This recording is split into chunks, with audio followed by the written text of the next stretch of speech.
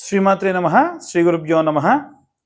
ప్రప్రథమంగా మేషరాశి వారికి సంబంధించి 2026వ సంవత్సరం ఎలా ఉండబోతుంది అనేటువంటి విషయాన్ని ఇప్పుడు మనం తెలుసుకుందాం.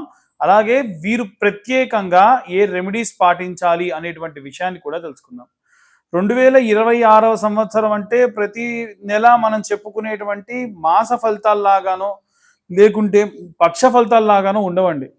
మనకు ప్రథమార్థము ద్వితీయార్థము ఉగాది సమయంలో మనకి ఎలా అయితే ప్రథమార్థం ద్వితీయార్థం అనేటువంటిది ఉంటుందో అదే విధంగా ఈ సంవత్సరాన్ని కూడా మనం 2 భాగాలు చేసుకుంటే ప్రథమార్థంలో అది కూడా మార్చి నెల ప్రాంతం వరకు మళ్ళీ మనకు గత సంవత్సరం లాగానే పంచగ్రహ కూటమి ఇలాంటివి జరగబోతూ ఉన్నాయి. ఎప్పుడు ఇలాంటి పంచగ్రహ కూటములు జరిగినా విశేషమైనటువంటి ప్రమాదాలు ఎక్కువగా జరగవచ్చు. మేషరాశి వారికి సంబంధించిన విషయానికి వస్తే ఎట్టి పరిస్థితుల్లో మార్చి నెలలో ఎటువంటి దూర ప్రాంత ప్రయాణాలు చేసుకోకుండా ఉంటే మంచిది. వీలైనంత వరకు ఏవైనా సర్జరీలున్నా ఏవైనా ఎవరినైనా విశేషంగా మనం కలవాలని దూర ప్రాంతాలు ప్రయాణం చేయవలసి వచ్చినా మానుకోవడం మంచిది.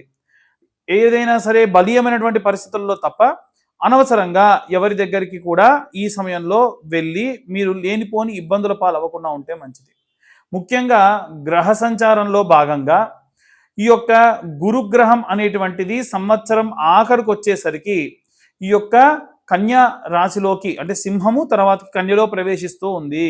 అప్పటి వరకు కూడా ఈ యొక్క మేషరాశి వారికి పంచమంలో గురుగ్రహ సంచారం చేసేంత వరకు కూడా కొన్ని ఒడిదుడుకులు సాధారణంగానే ఉంటాయి. ఈలోగా భూ సంబంధితమైనటువంటి లావాదేవీలు, భూమిని అమ్మడం కొనడము, రైతులు ఎవరైతే ఉంటారో వారు మాత్రము ఈ నెలలో ద్వితీయార్థంలో పండించేటువంటి పంటకు సంబంధించిన విషయంలో అంటే ఎండాకాలం పంట తర్వాతి సమయంలో చేసేటువంటి వాటి విషయంలో కాస్త లాభించవచ్చు. ఎందుకంటే కుజుడు అనేటువంటి వాడు మేషము తర్వాతకి ఈ యొక్క వృషభ మిథునాల్లోకి సంచారం చేస్తూ ఉన్నాడు.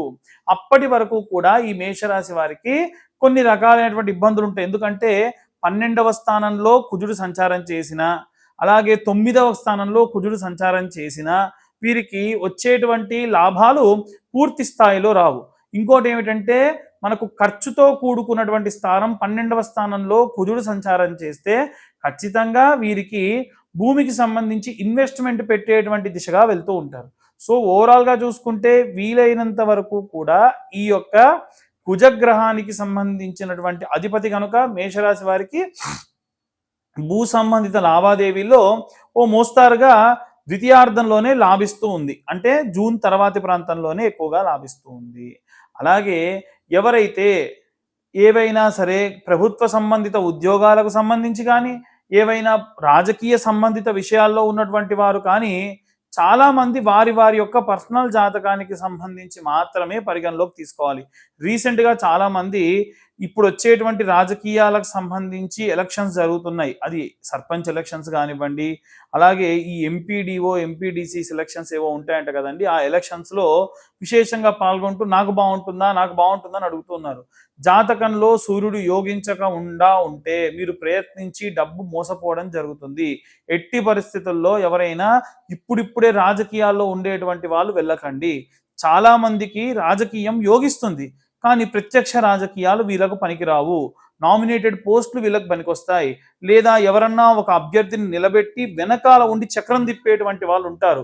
అర్జునుడిని రథంపై కూర్చోబెట్టి కృష్ణుడు ఎలా అయితే చక్రం తిప్పారో రాజకీయ సంబంధితమైనటువంటి విషయాల్లో ఉన్నటువంటి వారు కూడా అదే విధంగా విశేషమైనటువంటి చక్రాధిపత్యం చేస్తారు. మనం ఎప్పుడూ కూడా కింగ్ మేకర్స్గా ఉండాలి. అలాగే తప్ప కింగ్గా ఉండాలి అనుకుంటే విపరీతమైనటువంటి నష్టం జరుగుతుంది.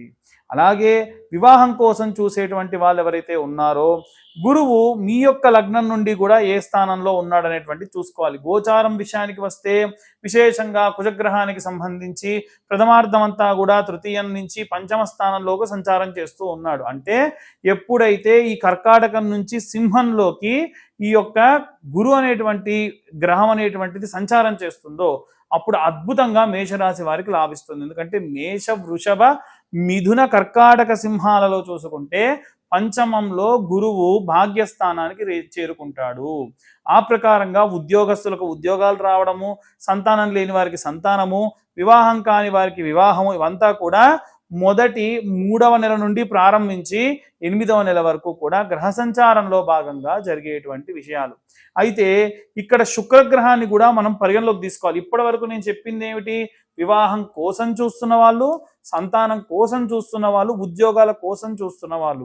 ఇక ఆల్రెడీ ఒకవేళ ఎవరైనా వివాహం అయి ఉంటే ఆ వివాహం అయిన తర్వాతకి కలత్ర దోషం, జాతకంలో కలత్ర దోషం ఉండి భార్యాభర్తలు కొట్టుకుంటూ ఉన్నారనుకోండి, విపరీతమైనటువంటి ఇబ్బంది కూడా ఉంటుంది.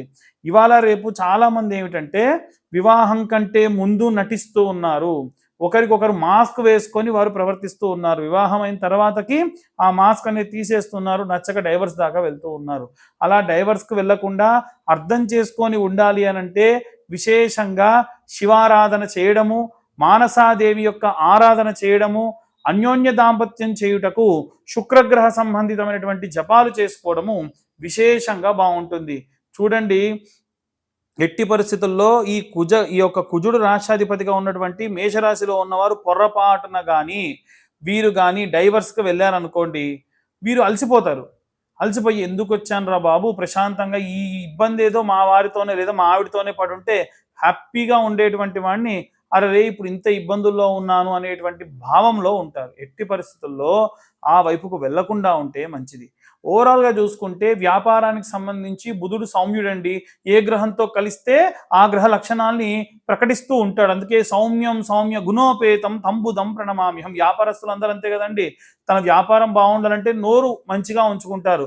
నోరు మంచిదైతే ఊరు మంచిది అవుతుంది. దాన్ని బట్టి ఆటోమేటికల్గా ఊరందరూ కూడా మంచివాడిగా ఉండి ఉన్నత వ్యాపారం చేసుకుంటారు. కాబట్టి వ్యాపారం చేసే వారందరూ కూడా బుధగ్రహ సంబంధితమైనటువంటి వెంకటేశ్వర స్వామి, ఆయనకు అధిదేవత కాబట్టి వెంకటేశ్వర ఆరాధన చేయడం విశేషమైనటువంటి సత్ఫలితాన్ని ఇస్తుంది. ఓవరాల్గా చూసుకుంటే మేషరాశి వారికి ఉగాది వరకు ఒకలా, ఉగాది తర్వాతకి ఇంకోలా, అది కూడా ఉగాది నుండి 6 నెలల నుండి 8 నెలల వరకు చాలా బాగుండడము. ముఖ్యంగా విశేషంగా రాజకీయ సినీ రంగాల్లో ఉద్యోగస్తులు, అలాగే రైతులు, చేతి వృత్తులు చేసేటువంటి వారికి సంబంధించి యోగ్యంగా ఉంటుంది. సంవత్సరంలో 9 నెలలు యోగించడం అంటే బాగుందని చెప్పుకోవాలి. సో వీరు చేయవలసినటువంటి రెమెడీస్ ఏమిటి అనంటే, వచ్చేటువంటి సంవత్సరంలో త్రయోదశి శనివారం నాడు వచ్చినప్పుడు తిలాహోమాలు చేయడం, శనికి నువ్వుల నూనెతో అభిషేకం చేయడం. ఎందుకంటే ఏలిన నాటి శని ఇప్పటికే దాని ప్రభావం ప్రారంభమైపోయింది. దాని వలన భార్యాభర్తలకు గొడవలు, చికాకులు ఇవన్నీ కూడా విశేషంగా జరుగుతాయి. కాబట్టి ఓకే, ఇంకా ఏవైనా సరే ప్రతి శుక్రవారం కూడా చిన్న గౌరమ్మను పసుపుతో తయారు చేసుకోవడము, ఆ వారం అంతా కూడా కుంకుమార్చనలు చేయడము, మీ భర్త వ్యాపారం చేసినా మీరేమైనా వ్యాపారం చేస్తున్నా కుబేర కుంకుమతో అభిషేకం చేయడము, అలా అభిషేకం చేసినటువంటి పదార్థాన్ని తీసి నిత్యం బొట్టుగా ధరించడము, ఇలా శుక్రవారం నుంచి శుక్రవారం వరకు చేయడం వల్ల విశేషమైనటువంటి సత్ఫలితాలు పొందవచ్చు. ఓవరాల్గా మేషరాశి వారికి అద్భుతంగా ఉంది. ఇవన్నీ కూడా మనం గోచార రీత్యా చెబుతున్నటువంటి విషయములు మాత్రమే. ఎవరైనా డీటెయిల్డ్గా జాతకం కావాలి అనుకుంటే మీ పేరు, date of birth, time, place కింద ఉన్న నెంబర్కి వాట్సాప్ చేయండి. 2026వ సంవత్సరంలో 2025 రూపాయల నుండి 2500 రూపాయల వరకు చేసేటువంటి అవకాశం. ఎందుకంటే మాకు జాతకం రాయడానికి ఒక రోజంతా సమయం పడుతుంది. కాల్ చేస్తున్నటువంటి వాళ్ళు చాలా తొందర పెడుతూ ఉన్నారు. ఎట్టి పరిస్థితుల్లో కాస్త సమయం పడుతుంది. కాస్త టైం తీసుకొని డీటెయిల్డ్గా జాతకం 70 పేజీల్లో ఇచ్చి మీతో మాట్లాడడం కూడా జరుగుతుంది. ఆసక్తి కలవారు కింద ఉన్న నెంబర్కి కాంటాక్ట్ చేయండి. సర్వేజన సుఖినో భవంతు. స్వస్తి.